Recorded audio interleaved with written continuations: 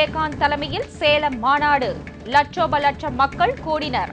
இன்று பகல் 1:30 மணி முதல் நமது கேப்டன் டிவியில் நேரடி ஒளிபரப்பு.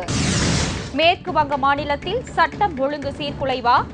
ஆளுநர் முக்கிய ஆலோசனை. எரிவாயு சிலிண்டர், மண்ணெண்ணெய் போன்றவற்றால் எண்ணெய் நிறுவனங்களுக்கு மிகப்பெரிய இழப்பு. முரளி தியோரா அறிவிப்பு. மிக குறுகிய காலத்தில் அறிவிப்பு வெளியிட்டு வரலாறு படைத்த சேலம் தேமுதிக மாநாடு. மாற்றாரும் வியப்பு.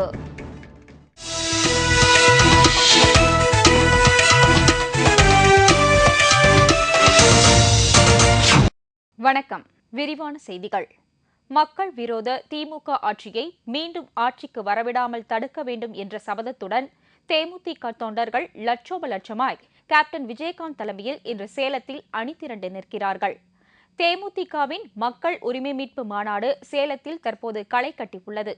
இன்னும் சற்று நேரத்தில் கட்சியின் நிறுவன தலைவர் கேப்டன் விஜயகாந்த் கொடியேற்றி வைத்து மாநாட்டு நிகழ்ச்சிகளை நடத்துகிறார். தானாக வந்த கூட்டம் என்று பெருமைப்பட்டுக் கொள்ளும் விதமாக அனைத்து மாவட்டங்களில் இருந்தும் பல லட்சம் தொண்டர்கள் சேலத்தில் கேப்டன் விஜயகாந்த் தலைமையில் அணிதிரண்டு நிற்பது மாற்றாரை மிரள வைத்துள்ளது. மாநாட்டுக்கு வந்துள்ள அனைவரும் வசதியாக அமர்ந்து நிகழ்ச்சிகளை பார்க்க மிகப்பெரிய இடம் அமைந்துள்ளது. நேற்று இரவு முதலே ஏராளமான மக்கள் மாநாட்டிற்கு வர தொடங்கினார்கள். வெளியூர்களில் இருந்து வந்த தொண்டர்கள் மேளதாள வாத்தியம் முழங்க மாநாட்டிற்கு வந்தார்கள். கெண்டை மேளம், நாதஸ்வரம் முழங்க சிலர் மாநாட்டிற்கு வந்து இருந்தது அனைவரையும் மகிழ்ச்சியடைய செய்துள்ளது. இன்று காலை முதல் அங்கு நடைபெற்ற வான வேடிக்கைகளும் மேளதாள வாத்திய இன்னிசைகளும் மாநாட்டிற்கு சிறப்பு சேர்த்தன. சில ஊர்களில் இருந்து கரகாட்ட கலைஞர்களும் அழைத்து வரப்பட்டு மாநாட்டு திடலில் கலை நிகழ்ச்சிகள் நடைபெற்றது. மாநாட்டுக்கு வந்தவர்கள் இதை மகிழ்ச்சியுடன் கண்டுகளித்தனர். நேற்று இரவு முதற்கொண்டே சேலம் விழாக்கோலம் பூண்டுள்ளது. மாநாட்டு நிகழ்ச்சிகள் இன்று பகல் 1:30 மணி முதல் நமது கேப்டன் டிவி சேலத்தில் இருந்து நேரடியாக ஒளிபரப்புகிறது. கேப்டன் நிகழ்ச்சிகளை www.dmdkparty.com, www.captainmedia.in ஆகிய இணையதளங்களில் பார்த்து மகிழலாம். மேற்கு வங்க மாநிலத்தில் ஏற்பட்டுள்ள சட்டம் ஒழுங்கு பிரச்சினை தொடர்பாக அம்மாநில முதல்வருடன் ஆலோசிக்க ஆளுநர் M.K. நாராயணன் முடிவு செய்துள்ளார்.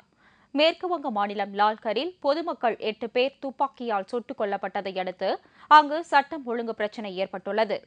ஹவுலரா மாவட்டம் சிப்பூரில் வங்க பொறியியல் மற்றும் அறிவியல் பல்கலைக்கழகத்தை திறந்து வைக்க ஆளுநர் நாராயணன் வந்திருந்தார். அப்போது லால்கரில் பொதுமக்கள் 8 பேர் சுட்டுக் கொல்லப்பட்டது குறித்து செய்தியாளர்கள் கேட்டபோது மாநிலத்தில் சட்டம் ஒழுங்கை நிலைநாட்டும் நேரம் வந்துவிட்டது என்றும் சட்டம் ஒழுங்கு பிரச்சினை குறித்து முதல்வர் புத்ததேவ் பட்டாச்சாரியாவிடம் ஆலோசிக்க உள்ளதாகவும் ஆளுநர் தெரிவித்தார். மேலும் மாநிலத்தின் சட்டம் ஒழுங்கு நிலை குறித்து உள்துறை அமைச்சகம் நன்கு அறிந்துள்ளது என்றும் உள்துறை அமைச்சர் ப. சிதம்பரம் கடந்த வெள்ளிக்கிழமை அன்று அளித்த பேட்டி இதை உணர்த்துகிறது என்றும் அவர் தெரிவித்தார். எண்ணெய் நிறுவனங்களுக்கு மத்திய அரசு 10,000 கோடி ரூபாய் வழங்க வேண்டும் என்று பெட்ரோலியத்துறை அமைச்சர் முரளி தியோரா மத்திய நிதியமைச்சர் பிரணாப் முகர்ஜியிடம் கோரிக்கை விடுத்துள்ளார். மத்திய நிதியமைச்சர் பிரணாப் முகர்ஜியை பெட்ரோலியத்துறை அமைச்சர் முரளி தியோரா நேற்று சந்தித்து பேசினார்.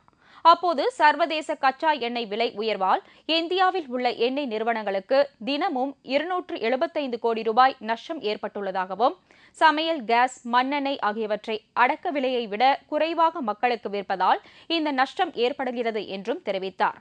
எனவே நஷ்டத்தை சரிகட்ட எண்ணெய் நிறுவனங்களுக்கு மத்திய அரசு 10,000 கோடி ரூபாய் வழங்க வேண்டும் என்று முரளி தியோரா கேட்டுக் கொண்டார்.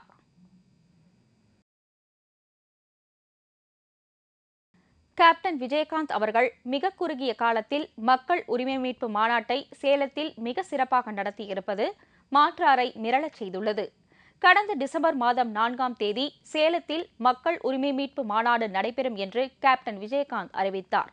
கிட்டத்தட்ட 1 மாத காலமே இருந்தபோதிலும் கழக நிர்வாகிகளும் தொண்டர்களும் எந்தவித தயக்கமும் இன்றி தீவிரமாக பணியாற்றினார்கள்.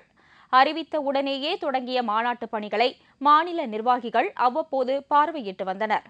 மாவட்ட செயலாளர்கள் ஒவ்வொருவரும் தங்கள் பகுதி நிர்வாகிகளுடன் துரிதமாக செயல்பட்டு பிரம்மாண்ட ஏற்பாடுகளை செய்தனர். ஆலோசனை கூட்டங்களை நடத்தி சுவர் விளம்பரங்கள் செய்து பேனர்கள் மற்றும் கட் அவுட்டுகள் வைத்து அயராது உழைத்து அதை பொதுமக்களிடம் எடுத்துச் செல்வதற்காக தெருமுனை பிரச்சாரங்களை நடத்தினார்கள். பிரம்மாண்ட மாநாட்டு மேடை அமைக்கும் பணி தொடங்கியதில் இருந்து திருமதி பிரேமலதா விஜயகாந்த் அவ்வப்போது சென்று பார்வையிட்டார். மாநில நிர்வாகிகளும் தொடர்ந்து மாநாட்டு பணிகளை பார்வையிட்டு வந்தனர்.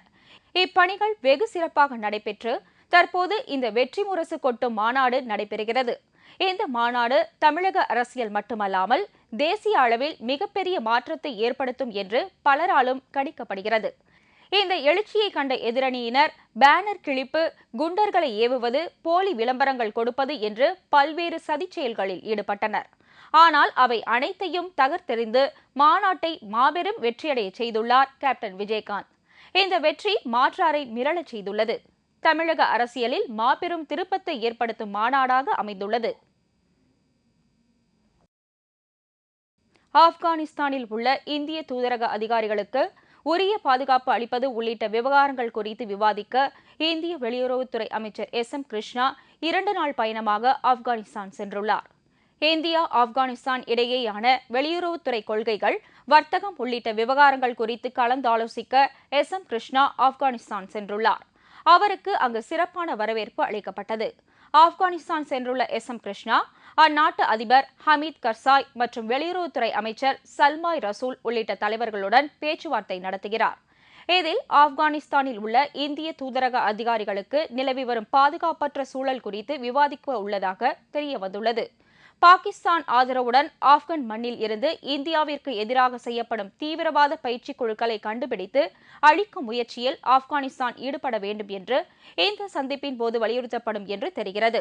ஆப்கான் சென்றுள்ள அமைச்சர் எஸ்.எம். கிருஷ்ணாவுடன் வெளியுறவுத்துறை செயலாளர் நிருபமா ராவ் உள்ளிட்ட அதிகாரிகள் சென்றுள்ளனர். கிராம நிர்வாக அதிகாரி பணியிடங்களுக்கான தேர்வு மாற்றம் செய்யப்பட்டுள்ளதாக தமிழ்நாடு அரசு பணியாளர் தேர்வாணையம் அறிவித்துள்ளது. கிராம நிர்வாக அதிகாரி பணியிடங்களுக்கு சுமார் 12 லட்சத்திற்கும் மேற்பட்டோர் விண்ணப்பம் செய்துள்ளனர். இதற்கான போட்டித் தேர்வு பிப்ரவரி மாதம் 27ஆம் தேதி நடத்தப்படும் என்று தமிழ்நாடு அரசு பணியாளர் தேர்வாணையம் அறிவித்திருந்தது. அதே நாளில் மத்திய அரசின் பணியாளர் தேர்வாணையத்தின் SSLC கல்வி தொகுதியை கொண்ட போட்டித் தேர்வு நடைபெறவுள்ளதால் பிப்ரவரி 27ஆம் தேதி நடத்தப்பட இருந்த கிராம நிர்வாக அதிகாரி பணியிடங்களுக்கான தேர்வு பிப்ரவரி 20ஆம் தேதிக்கு மாற்றம் செய்யப்பட்டுள்ளதாக தமிழ்நாடு அரசு பணியாளர் தேர்வாணையம் அறிவித்துள்ளது. இத்துடன் செய்திகள் நிறைவடைகின்றன. மீண்டும் தலைப்புச் செய்திகள் மாலை 6 மணிக்கு. உங்கள் பிரச்சனைகளுக்கு உடனடி தீர்வு காண 30134600 என்ற கேப்டன் டிவியின் தொலைபேசி எண்ணை தொடர்பு கொள்ளுங்கள். வணக்கம்.